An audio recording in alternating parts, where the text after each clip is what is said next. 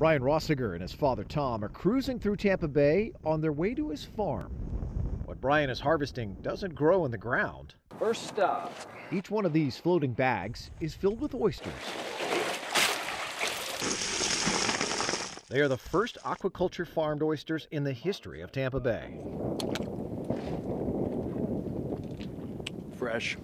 Brian saw opportunity as he watched the iconic Apalachicola oyster fishery upstate get shut down after years of drought and other pressures destroyed wild oyster beds.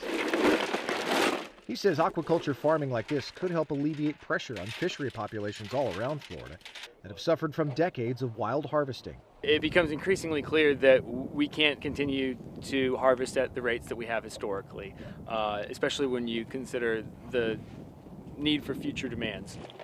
So why Tampa Bay? It's just an itch that nobody's scratched yet. Lost Coast Oyster Company leases 2 acres of pristine water from the state in the Terracea Aquatic Preserve near the Sunshine Skyway Bridge. I knew that there were guys that were growing clams here in Tampa Bay, and that tells me if there's food for clams, there's probably going to be food for oysters too. Brian spends entire days at the farm. A little more dense in these bags than I'd like to see them. Spacing oysters as they grow so they don't compete for food. 3, 2, 1.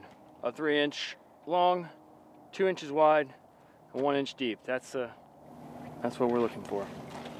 In the northeastern U.S., a typical oyster can take 2 years to go from spawn to harvest. But here in Florida, with our warmer waters, especially in Tampa Bay, it's happening in less than a year.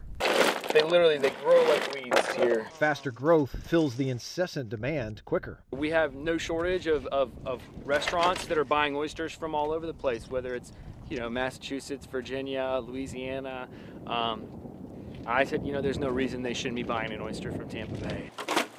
Lost Coast is a small family business. Just Brian, his wife Lindsay, and little Nova. It's something we look forward to every week, is doing our deliveries. They regularly deliver fresh oysters straight from the bay to a few St. Pete restaurants like Alto Moray Fish Bar. It's been an amazing opportunity for us, and we're actually starting to use a lot of local stuff here. We're pushing for a big local push, so it's awesome to get started with the oysters because that's our backbone right now. Lindsay says as the farm grows, they'll be able to supply more restaurants. It's just me and Brian right now, so we're a small, humble operation, and we're definitely struggling to keep up a little bit with the demand, which we're very, very thankful for. It's a great problem to have. All right, that's good. And Brian says while they may be pioneers of sustainable oyster farming in Tampa Bay, they hope they're not alone. We hope that we can inspire other people to follow in our path, and we want to put Tampa Bay on the map.